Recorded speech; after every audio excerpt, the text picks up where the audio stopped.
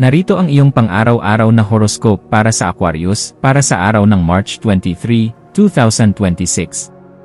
Ang araw na ito ay nagbubukas ng isang napakagandang pagkakataon para sa mga Aquarius upang galugarin ang mga bagong pananaw sa buhay at mas lalong unawain ang mga tunay na pangangailangan ng iyong sarili pati na rin ng mga taong palagi mong nakakasama. Ang nararamdaman mong kalinawan ng isip at ang iyong matinding kuryosidad ay magtutulak sa iyo na mag-isip ng mas malalim kaysa sa karaniwan. Kaya naman mapapansin mong nagtatanong ka na ng mga tamang katanungan at pilit na humahanap ng mga solusyon na hindi mo pa kailanman nasusubukan noon. Ang iyong focus ay nakatuon sa pagpapalago ng iyong kaalaman at pagpapalawak ng iyong pangunawa sa pamamagitan ng pagbabasa ng mga bagong paksa, pakikipagpalitan ng kuro-kuro sa mga tao na may kakaibang karanasan, o kahit ang simpleng pagmumuni-muni sa mga sitwasyong may malaking epekto sa iyong emosyon. Sa pamamagitan ng pagbibigay ng sapat na oras at lakas para sa iyong personal na pag-unlad, mas magiging handa ka at may kumpiyansa sa pagharap sa mga bagong oportunidad at mga hamon na darating sa iyong landas. Sa iyong trabaho, ang mga Aquarius ay makakaranas ng isang matinding inspirasyon upang magsipag at magtuloy-tuloy sa mga proyekto na nangangailangan ng malikhaing pag-isip at mga makabagong ideya. Ang iyong likas na kakayahan na mag-isip ng mga kakaibang konsepto at magbigay ng mga solusyon na hindi inaasahan ng iba ay magdudulot ng positibong pagkilala mula sa iyong mga katrabaho at maaari itong maging susi upang magbukas ang mga bagong pinto para sa iyong pag-angat sa karera. Mahalaga rin na manatili kang bukas sa pakikipagtulungan sa iyong grupo at huwag kang mahihiyang humingi ng payo o opinyon mula sa ibang tao upang mas mapaganda at mapakinang pa ang resulta ng iyong mga ginagawa. Ang pagiging madaling makibagay sa mga pagbabago at ang pagkakaroon ng kusang palo sa trabaho ang magiging pangunahing susi mo upang makamit ang tagumpay sa araw na ito. Pagdating naman sa usapin ng iyong kalusugan, sadyang napakahalaga na bigyan mo ng tamang balanse ang kalagayan ng iyong katawan at ang katahimikan ng iyong isipan. Ang pagsasagawa ng mga simpleng pag-uunat ng kalamnan, mga magagaan na ehersisyo, at ang paglalaan ng sandaling oras para sa isang tahimik na pagpapahinga ay malaking tulong upang mapanatili ang iyong sigla at mabawasan ang anumang namumuong pagod sa iyong sistema. Sikapin mong iwasan ang sobrang pagpapakapagod at huwag mong babaliwalain ang mga senyales na baka ikaw ay malapit na sa puntong sobrang pagkapagod o pagkasaid ng lakas. Ang pag-aalaga sa iyong kalusugan sa isang kabuuang paraan ay magbubunga ng isang mas matalas na focus at isang mas positibong pagtingin sa buhay na magagamit mo sa lahat ng iyong mga susunod na gawain. Sa iyong pananalapi, mayroong magandang pagkakataon ang mga Aquarius upang masusing suriin ang kasalukuyang kalagayan ng iyong pera at gumawa ng mas matalinong plano para sa mas maayos na pamamahala ng iyong mga pinagkukunan. Ang paglalagay ng prioridad sa mga gastusing talagang importante. Ang pagpigil sa sarili na bumili ng mga bagay dahil lamang sa biglaang udyok ng damdamin, at ang maingat na pag-iisip tungkol sa kung saan magandang maglagay ng ipon ay makakatulong ng malaki upang mapanatili ang iyong katatagan at seguridad sa hinaharap. Ang pagkakaroon ng isang mapanuri at maingat na paraan sa paghawak ng yaman ay magbibigay sa iyo ng higit na kumpiyansa na tama ang iyong mga ginagawang desisyon pagdating sa pera. Kapag maayos ang iyong plano, mas magiging panatag ang iyong loob sa mga susunod na araw.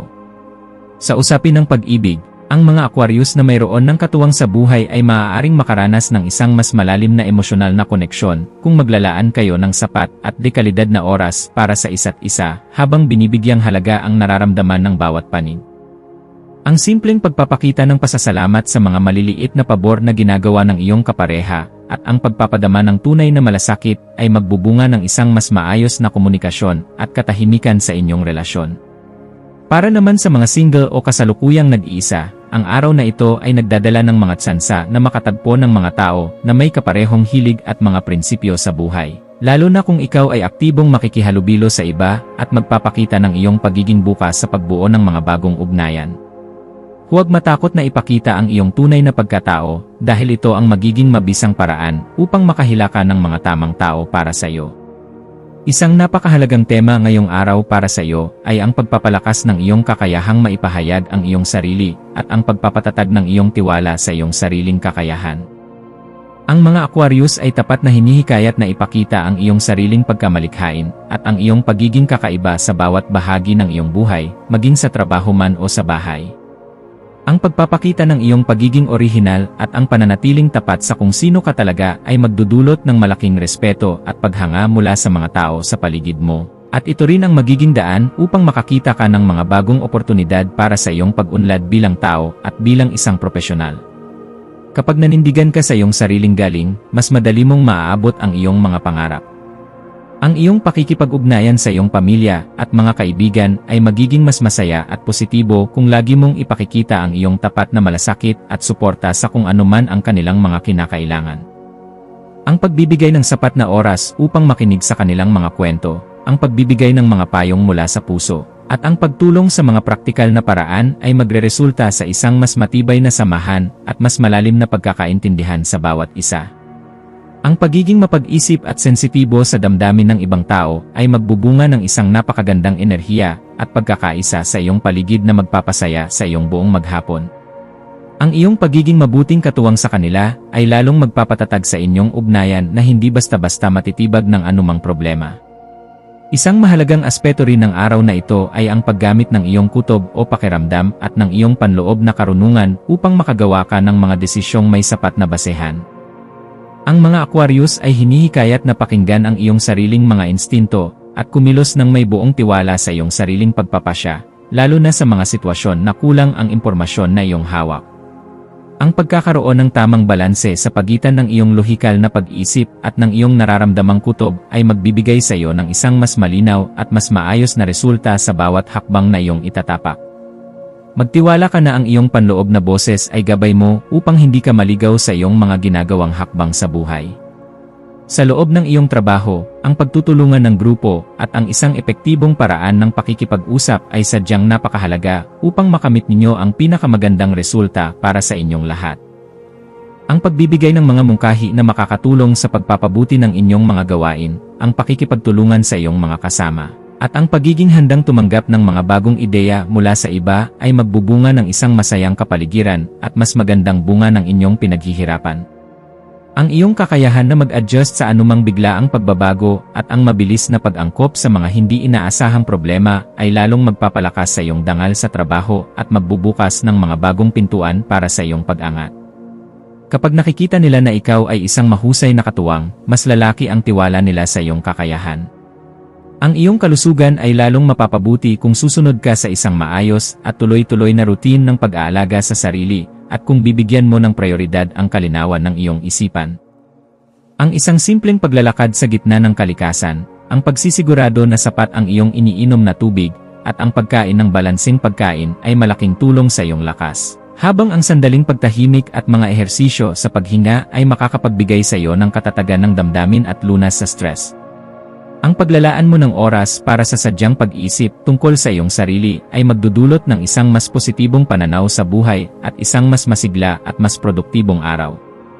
Huwag mong kalimutan na ang isang malakas na katawan ay nagmumula sa isang payapang isipan. Ang kalagayan ng iyong pisikal at mental na kapaligiran ay mayroong malaking papel sa iyong focus at sa bilis ng iyong paggawa.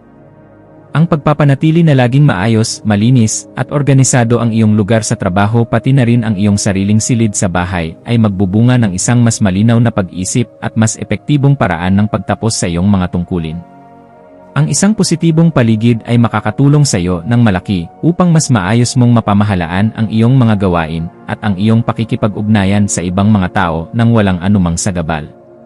Kapag maayos ang iyong paligid, mas magaan ang daloy ng iyong mga ideya at mas masarap magtrabaho dahil walang gulo na umaagaw sa iyong atensyon. Sa usapin ng iyong pera, ang pagkakaroon ng isang estratehikong plano at ang muling pagtingin sa kung ano ba ang iyong mga prioridad ay magbibigay sa iyo ng pakiramdam ng seguridad at tiwala sa iyong sariling kakayahan na magpalago ng yaman. Ang pagiging maingat sa iyong budget, ang pagtukoy kung ano ba ang iyong mga layunin sa pag-ipon, at ang masusing pag-aaral sa mga paraan kung paano mapapalago ang pera ay magbibigay sa iyo ng isang mas maliwanag na hinaharap pagdating sa pananalapi. Ang iyong mapanuring paraan sa paghawak ng pera ay lalong magpapalakas sa iyong kontrol sa iyong buhay at magbibigay sa iyo ng katatagan na hindi mo na kailangang mag-alala pa sa mga bayarin. Ang disiplina sa pera ngayon ay ang kalayaan mo sa mga susunod na panahon. Ang iyong pakikipag-ugnayan sa ibang mga tao ay magiging mas masaya at mas positibo kung lagi mong ipapakita ang tapat na pag-unawa at ang iyong pagiging handang sumuporta sa kanila sa lahat ng pagkakataon. Ang pagbibigay mo ng iyong buong atensyon sa nararamdaman at sa mga pangangailangan ng iyong mga mahal sa buhay ay magdudulot sa iyo ng isang malalim na emosyonal na kasiyahan at mas magpapatibay sa inyong mga relasyon. Ang iyong pagiging mapag-isip at mapagmalasakit sa bawat pakikipag-usap mo sa iba ay magbubunga ng isang mas maayos na samahan at isang mas payapang buhay panlipunan. Kapag nararamdaman ng mga tao na sila ay pinahahalagahan mo, mas lalo silang nagiging tapat at mabuti sa iyo, na nagbubunga ng isang masayang paligid para sa lahat. Ang araw na ito ay isa ring napakagandang pagkakataon para sa iyong sariling pagmumuni-muni at para lalo pang palakasin ang iyong pag-unlad bilang tao. Ang mga Aquarius ay hinihikayat na kilalanin at ipagmalaki ang iyong sariling mga kalakasan, matuto mula sa mga aral ng iyong nakaraan, at gamitin ang mga ito bilang iyong gabay sa paggawa ng mas maayos na mga desisyon sa hinaharap.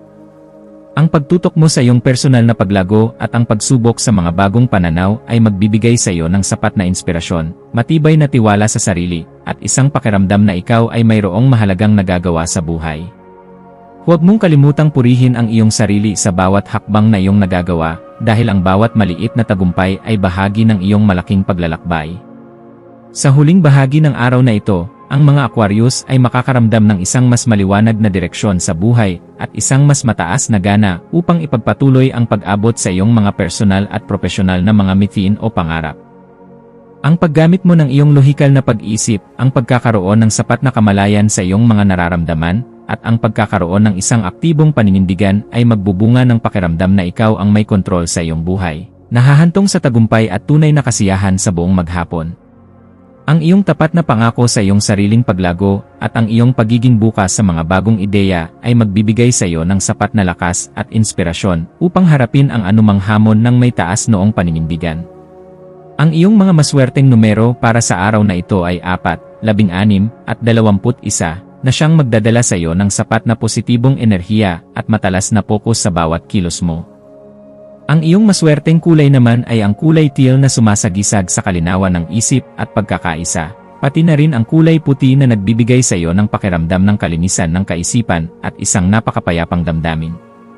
Ang iyong maswerteng gawain para sa araw na ito ay ang pagsusulat sa iyong journal upang malaya mong mailabas ang lahat ng iyong mga iniisip at mga emosyon. Ang paggawa ng isang maikling pahinga para sa meditation sa gitna ng iyong abalang araw para mabigyan ng sariwang lakas ang iyong isipan, at ang simpleng pakikipag-usap sa iyong mga kaibigan upang maibsan ang anumang stress at mapanatili ang iyong positibong pananaw sa buong maghapon.